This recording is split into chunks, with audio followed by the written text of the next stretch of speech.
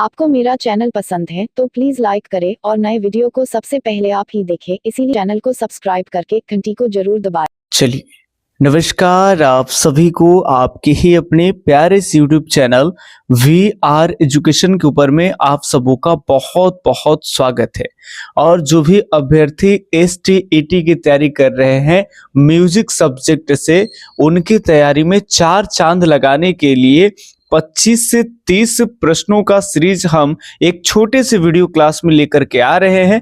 और अब तक आपको 376 नंबर प्रश्न तक आपको करा चुके हैं और आज का जो सीरीज शुरू होता है वो 377 नंबर प्रश्न के साथ। तो आज का प्रश्न है कि राग भैरवी में किसका गायन संभव नहीं है।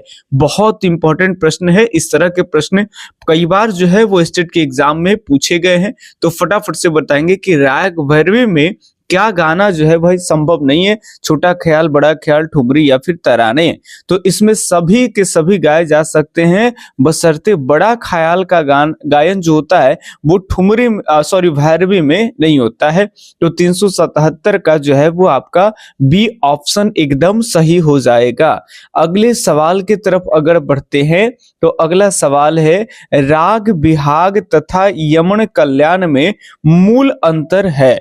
आपको बिहाग के बारे में भी पिछले दिन बताए हैं कि ये आपके बिहाग जो होता है वो बिलावल थाट से आते हैं, है ना, और मारू बिहाग का थाट बदल जाता है। तो राग बिहाग और यमन कल्याण में मूल अंतर किसका है? म स्वर का, चलन का, इनमें से कोई नहीं है, एक से अधिक सही है। तो मूल जो अंतर हो जाएगा वो हो जाएगा आपका म का। ठीक है। अब ये बिहाग में बहुत तरह की चीजें हैं। कई जगह पे आपको ग और ध मिलेगा आपका, इसका वादी और संवादी, और कई जगह पे यहाँ पे कहा जाता है कि ध जो है वो वर्जित होता है। कई जगह पे म जो होता है वो तीव्र म जो है इसका अल्प प्रयोग किए जाते हैं। हालांकि ये विवादित स्वर है फिर भी इसका अल्प प्रयोग किए जाते हैं, ये भी कथन मिलते हैं। ठीक है। तो इसमें थोड़ा सा अलग चीजें हैं, लेकिन ज्यादातर हमने देखा है कि कई जगह पे यहाँ ग और ध होते हैं जब ये अलग बोर्ड का जो क्वेश्चन आता है उसमें। लेकिन अगर ऐसे कहीं भी आप देखेंगे तो इसका विवाह का जो बिहाग जो राग है इसमें ग वादी और आपके नी संवादी आते हैं। ठीक है। तो ये अलग चीजें हैं, लेकिन इसमें अगर देखें तो मूल रूप से अगर अंतर देखें तो ये म स्वर का जो है वो आपका अंतर इसमें होता है। ये ऑप्शन सही हो जाएगा। अगले प्रश्न आपका है, राग बिहाग की जाति है। आपको बताए थे हम आपको कि बिहाग जो है वो बिलावल थाट का है और विवाह आपको कितने करने हैं, तब 5-7 को विवाह करना है, 1-2 विवाह पे आपको नहीं रहना है। तो 5 और 7 विवाह आपको करना है। 5-7 वो का मतलब हो गया कि 5 और 7, यानी 5 को कहते हैं औडव और 7 को कहते हैं संपूर्ण, हो जाएगा औडव और संपुत। जब भी राग बिहाग आएगा आपको याद रखना है कि आप विवाह कितना करिएगा, 1-2 विवाह से काम नहीं होगा, 5-7 को विवाह करना है। काहे ना मेहरारू एकदम मार के ठीक कर दे, है ना, लेकिन 5-7 को करना है। जैसे कैसे पवन सिंह विवाह कर रहे हैं, है ना, बेचारी ज्योति सिंह झेल रही है। एक मजाक कर रहे हैं। ठीक है। क्वेश्चन आगे लाना है, आप बोर न हो, इसलिए किसी का मजाक उड़ाना मेरा उद्देश्य नहीं है। चलिए, सबका घर बसे, नौकरी ले रहे घर ही बसावेला ना, घर ठीक करेला। निम्न में से असुमिलित का चयन करिए। इसमें से आप जो अलग है उसको चुनिए। राग जयजयवंती है, राग मुल्तानी है, राग मारवा है। यहाँ पे 3 राग है, इनमें से कोई नहीं है, चौथा ऑप्शन है। तो सबके सब अगर देखेंगे तो कहीं ना कहीं जयजयवंती की बात कर लेंगे तो ये बहुत इंपॉर्टेंट भी हो जाएगा। ठीक है। ये राग थाट खमाज से आते हैं। कई लोग जो है इसका थाट काफी भी मानते हैं, लेकिन आप लोग ऐसी गलती मत करिएगा। आयोग पहले क्वेश्चन पूछ चुका है और आयोग जो है वो इसका आंसर खमाज मान चुका है। ठीक है। और ये थाट जो है वो परमेल परविशक राग है। खमाज से काफी में ये खमाज से काफी में जो है वो जाती है। तो ये याद रखेंगे, ये किससे किस में प्रवेश करती है, तो खमाज से काफी में। बहुत इंपॉर्टेंट हो जाएगा, आप ऐसे याद रख सकते हैं कि जयजयवंती नाम की कोई आपके आसपास में कोई लड़की है ना, जयजयवंती लड़कियों का नाम होती है जयवंती, है ना, अलग अलग टाइप के। तो वो पहले खाना खाती है, फिर कॉफी पीती है, खाना खाने के बाद क्या पीती है, कॉफी पीती है। कई बार सवाल ऐसे ही आ जाते हैं आपको कि जय जयवंती जो है वो किस थाट से किस थाट में प्रवेश करती है, ऐसे आपके प्रश्न आ जाएंगे। तो खमाज से प्रवेश करती है आपके काफी में, ठीक है। और इसको उल्टा भी रहेगा कि काफी से खमाज में या फिर तोड़ी से पूर्वे में, ऐसे कंफ्यूजन के लिए रहेगा, तो ठीक कर लेंगे। बाकी यहाँ पे फटाफट से अगर देखेंगे तो इसमें से कोई जो है वो अलग नहीं है, तो इनमें से सभी हो जाएगा। मुल्तानी भी आप लोग पढ़े होंगे, मुल्तानी जो है वो तोड़ी से पूर्वी में चलती है। आगे सवाल की तरफ देखें तो निम्न में से असुमेलित का चयन करिए। यहाँ अलग कौन है, फटाफट से बताएंगे। तो यहाँ अलग की बात कर लेंगे तो यहाँ भी कोई अलग नहीं है। परस, हिंडोल और दिसराग, तीनों के तीनों अगर बात कर लेंगे तो ये उत्तरांगवादी राग है, ठीक है। तो यदि उत्तरांगवादी राग है तो यहाँ कोई नहीं होगा, डी ऑप्शन सही हो जाएगा। कुछ सवाल अगर गलत होते हैं तो घबराना नहीं, पैसेंस रखना है। हमने पहले भी बताए थे कि जैसे जैसे क्वेश्चन का लेवल संख्या बढ़ेगा, थोड़ा वैसे वैसे क्वेश्चन स्टार्ट हो जाएंगे। वो तो नॉर्मली सब लोग किए हैं, कमजोर से कमजोर बच्चे तो कुछ क्वेश्चन बना ही देंगे, है ना। नाट्य शास्त्र के लेखक कौन है, तो भरत मुनि है। ये वो कौन, विक्रेश्वर माने क्या है, नहीं है। सारंग देख के विक्रेश्वर कितने हैं, जाति, प्राचीन काल में जाति के कितने लक्षण है। कुछ नॉर्मल प्रश्न है जो सब लोग बना देंगे, लेकिन धीरे धीरे कुछ ऐसे सवाल पर भी आपको करना है जो एस्टेट का फेवरेट है, बार बार एस्टेट पूछती है और एस्टेट के वो सिलेबस में भी है, ठीक है, और उसका लेवल भी वही है। तो ऐसे सवाल पे भी आप प्रैक्टिस करके जाएंगे ताकि आपके एग्जाम में एकदम हूबहू सवाल आपको देखने के लिए मिलेंगे, जाना हुआ, समझा हुआ, देखा हुआ, और उसका आंसर से भी आप सही आंसर से वाकिफ है और सही आंसर आप करके आएंगे, है ना, अधिक मार्क्स के लिए। ये मेथड जरूर अपनाएं। तो 382 नंबर प्रश्न की अगर बात कर लेंगे तो ये रेले को प्रचारित व प्रसार करने का मुख्य रूप से जो श्रेय है वो आपके नाना साहब पानसे को जाते हैं। तो यहाँ ए ऑप्शन सही हो जाएगा, है ना। 382 का ये सही है। जिनको अभी तक कंफ्यूजन है किस तरह का प्रश्न आएगा, अभी तक सस्पेंस में, कई लोग 1000 प्रश्न ले लिए हैं तो बहुत अच्छा किया। अगर जो अभी भी नहीं लिए हैं तो आप अभी भी ले सकते हैं, लास्ट टाइम है। 199 रुपया की राशि आप अदा कर करके और आप 1000 के आसपास में आपको क्वेश्चन मिलेगा स्टेट के लिए। आप 200-300 क्वेश्चन अगर डेली लगाते हैं तो आराम से हो जाएगा। अगर करना चाहे तो आप इसे 3 दिन में भी कवर कर सकते हैं। बोलो कैसे करेंगे भाई, तो करेंगे सर, आप 200 क्वेश्चन सुबह लगाओ और 200 क्वेश्चन आप शाम में लगाए। एक दिन में 400 क्वेश्चन चाहे तो आप कवर कर सकते हैं, है ना। और 3 दिन भी नहीं लगेगा, आप 1000 क्वेश्चन को खत्म कर दीजिएगा और एग्जाम के लिए आप तैयार हो जाएंगे। लास्ट टाइम पे जब आप 199 पे करते हैं, अब तक सभी जगह से बैच लेके यूट्यूब की फ्री क्लास सब चीज करके थक गए, लेकिन लास्ट में जब 200 रुपए की राशि आप अदा करेंगे तो लगेगा कि कुछ तो खर्च किए हैं, तो ये 1000 क्वेश्चन को पचा ही जाना है। उसमें अगर 800-900 क्वेश्चन भी करके अगर एग्जाम देने जा रहे हैं तो कई क्वेश्चन आपके उसी सेट से हूबहू मिलेंगे। तब आपको एहसास होगा कि नहीं, लास्ट टाइम में जो मेहनत की है ना, वही मेहनत हमारा तैयारी में 4 चांद लगाए, उसी से अच्छा मार्क्स हमको एग्जाम में आया है।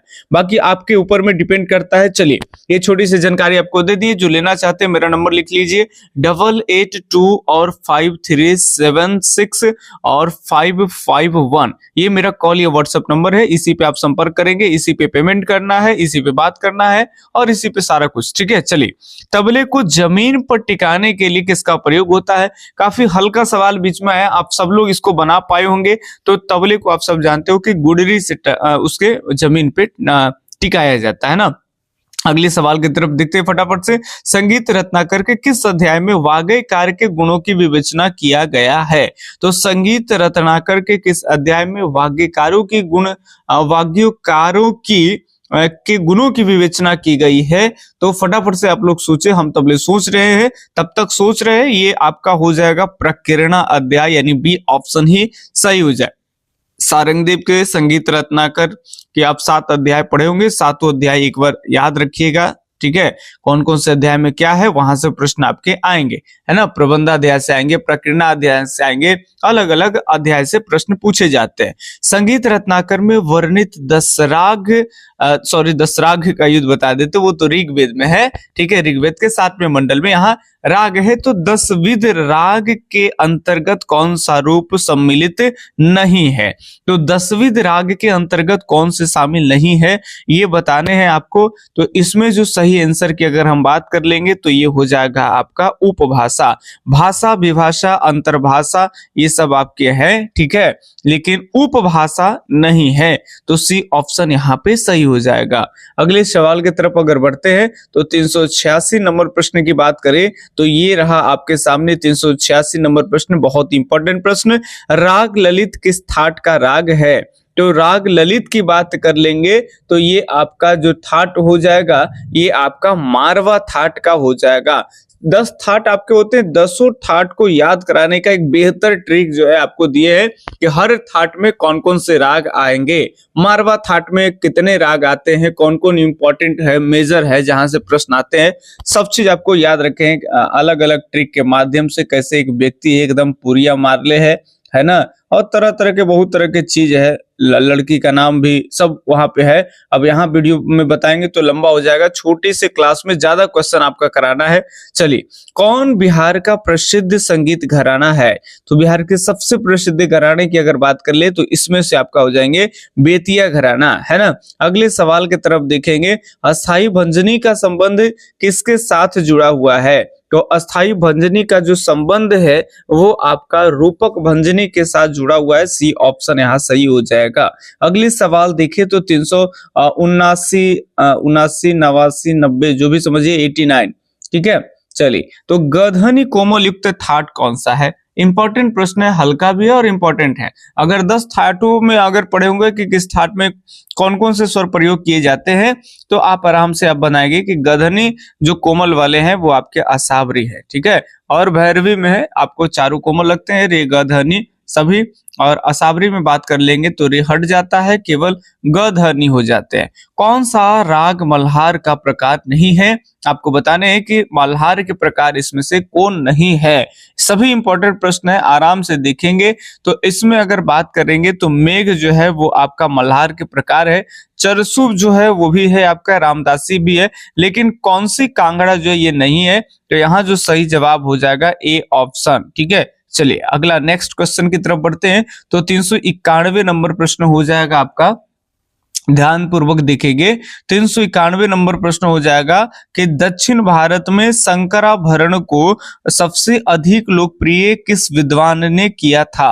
तो दक्षिण भारत में शंकराभरण को भारत, हाँ ठीक है, भारत शंकराभरण को सबसे अगर फेमस बनाने वाले अगर कोई व्यक्ति है तो उस व्यक्ति का जो नाम है वो हो जाएंगे आपके पुरंदर दास, यानी सी ऑप्शन क्या हो जाएंगे आपके सही हो जाएंगे। और पुरंदर दास को आप सब जानते हो कि कर्नाटकी संगीत में कर्नाटकी संगीत का पिता कहे जाते हैं पुरंदर दास को, है ना। और ये किनके शिष्य रहे हैं पुरंदर दास? कमेंट करके आप जरूर बताएं। मार्गी संगीत में प्रधानता है, मार्गी संगीत में प्रधानता की अगर हम बात कर लेंगे तो मार्गी संगीत की जो प्रधानता है, आप फटाफट से सोचे तब तक हम आपको बता दें, यहाँ इसमें शब्दों की प्रधानता होती है ना।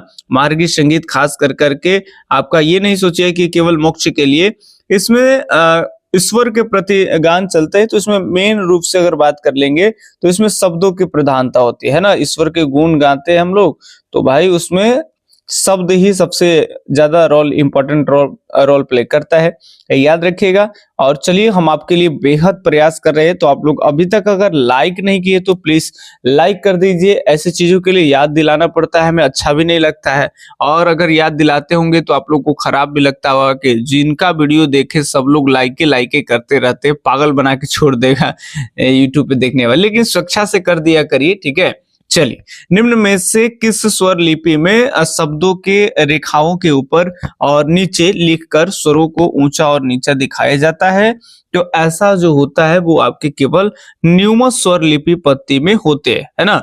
तो कितने नंबर प्रश्न से करा रहे हैं आपको? 381 से करा रहे हैं। अभी आपके 20 क्वेश्चन क्रॉस हो गए। चलिए, आज हम आपको 381 से अगर 20 क्वेश्चन नहीं, तकरीबन 81 से करा रहे हैं आपको, 81 से पहले से करा रहे होंगे, है ना। 377 तक लगता है, 76 तक पहले 77 से करा रहे हैं आपको। तो अभी जो है आपको 30 क्वेश्चन आज करा देंगे, तो लगभग 107 तक आते आते 30 क्वेश्चन हो जाएगा। ये न्यूमोस हो जाएगा आपके। अगले सवाल देखें तो अगला सवाल है कि निम्न में से असुमेलित का चयन करिए, जो अलग है उसको आपको बताने हैं। तो इसमें असुमेलित की बात कर लेंगे, केदार, भीमपलासी, दरबारी और बसंत है।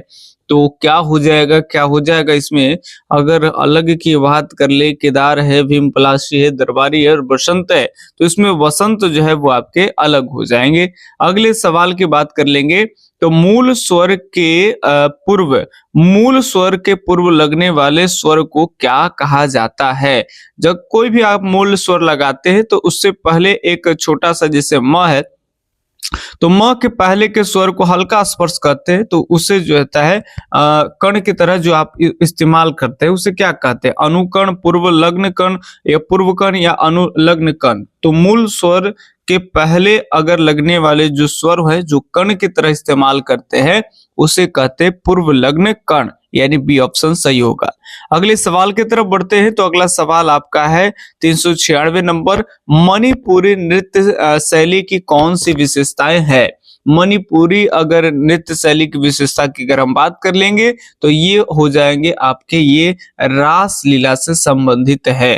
ठीक है, अगले सवाल देखिए, अगले 97 नंबर। अब 20 क्वेश्चन आपके लगभग कंप्लीट हो जाएंगे। राग एवं तालबद्ध स्वर रचना विशेष कहलाती है, ये क्या कहलाएगी भाई, तो ये सरगम गीत कहलाती है। ये याद रखेंगे कि राग और तालबद्ध यानी ताल में बंधे हो ऐसी स्वर रचना को क्या कहते हैं, तो हम कहते हैं इसे सरगम कहते हैं। अब ये एकदम हल्के प्रश्न है, आगे ध्यान देंगे बातों को। 1 मिनट, और भी आगे प्रश्न है क्या, हाँ बिल्कुल है। चलिए, धमार ताल का विभाग है, धमार ताल का विभाग क्या है आप बताएंगे। तो धमार ताल जो है वो सभी इसके जो विभाग है वो अलग अलग हो जाते हैं। तो पहले विभाग में ही इसकी मात्रा ज्यादा होता है, फिर 5 है आपका, 2 है, 3 है और 4 है। तो इस तरह के इसके विभाग होते हैं, तो देखेंगे यानी बी ऑप्शन सही हो जाएगा। अगले सवाल हम लोग देखें 391 नंबर, 98 हो गया तो 99 नंबर सवाल, और ये है आपका बिंदादीन महाराज के किस विधा से संबंधित है। आपको हम बताए थे बिंदादीन महाराज, फिर दुर्गा प्रसाद और आपके सामता प्रसाद, है ना, जिसे गुदई महाराज भी कहते हैं। तो ये बिंदादीन महाराज उत्तर भारत के हैं, तो ये सब कथक से आपके हो जाएंगे। ठीक है, कथक नृत्य से संबंधित है। अगले सवाल देखें कि सप्तक को हम अन्य किस नाम से जानते हैं। एक अच्छा सवाल है कि सप्तक को हम किस नाम से जानते हैं, तो सप्तक को हम जानते हैं सर संस्थान के नाम से। ठीक है, संस्थान, 1 मिनट, स्थान नहीं, हाँ संस्थान के नाम से जानते हैं।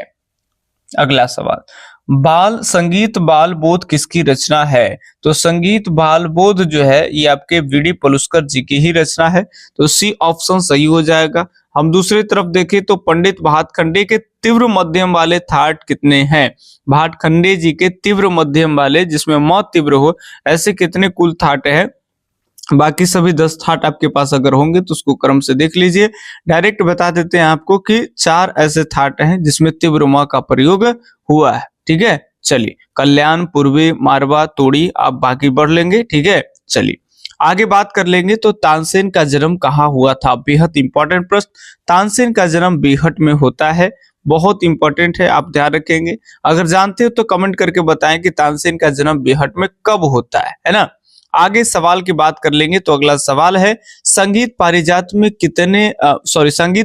में मिलने वाला शुद्ध सप्तक किसके समान है। तो संगीत पारिजात में मिलने वाला शुद्ध सप्तक अगर हम बात कर लेंगे तो शुद्ध सप्तक जो हो जाएगा वो हो जाएगा आपका काफी के समान माना जाएगा। याद रखेंगे, ये ऑप्शन सही है।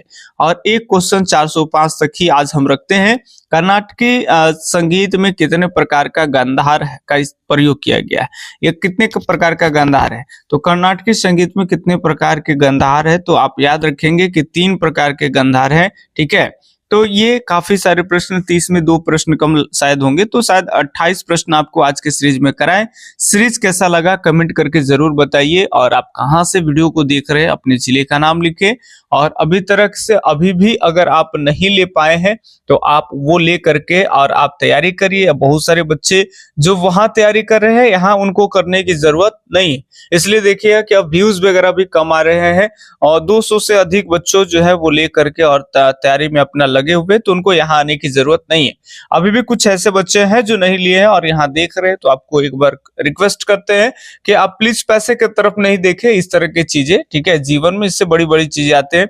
ये बहुत कम फी रखा गया, कम राशि रखा गया, ताकि गरीब से गरीब बच्चा है वो एफोर्ड करे, खास करके उस तरह के महिलाएं जो जिनके पास पैसे की किल्लत होती है और घर में एक माहौल नहीं मिल पाता है कि वो करे। उनके पास प्रभाकर विशारद, अन्य ग्रेजुएशन में म्यूजिक की डिग्रियां हैं, वो आगे बढ़ना चाहते हैं कि हम बाल बच्चे हैं, इस तरह के चीजें हैं, बंधे हुए हैं, ऐसे माहौल से हटे, और एक ही उनके पास एक ऑप्शन है इन बेड़ियों से हटने के लिए, ठीक है, कि वो नौकरी करे और एक मान सम्मान का जीवन जिए और अच्छा खासा परिवार को चलाए, मैनेज करे, ठीक है। तो उन स्त्रियों को देखते हुए, और कुछ डिसेबल बच्चे मेरे पास बहुत सारे डिसेबल बच्चे नोट्स लिए हैं जो दिव्यांग थे, और उनको कुछ कम राशि में भी दिए गए हैं।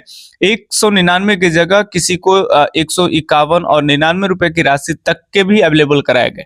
लेकिन ऐसा नहीं है कि आप सब लोग बहाना करेंगे और आप 99 रुपए 151 रुपए में ले लेंगे, क्योंकि वहां जो डिसेबल बच्चे हैं वो ऑलरेडी डिसेबल हैं, उन्होंने अपना सर्टिफिकेट वगैरह सारा कुछ प्रूफ फोटो भेजे हैं, और यहाँ प्रमाणित हो जाने के बाद ही उनको ये कम पैसे में दिए गए। बाकी अन्य सभी व्यक्तियों के लिए 199 रुपए, जो कि बेहद कम चार्ज है आपका, ठीक है, आप इसमें आप ले सकते हैं। बाकी नंबर आपको पहले बताया गया है, पहले आपको स्क्रीन पर भी है, चैनल के होम पेज पे भी मिल जाएंगे, डिस्क्रिप्शन में मिल जाएंगे, आप हमसे संपर्क कर सकते हैं। हम मिलते हैं आपसे किसी अगले वीडियो सीरीज में, तब तक के लिए धन्यवाद। जय हिंद, अल्लाह हाफिज, आपका दिन शुभ हो, राधे राधे।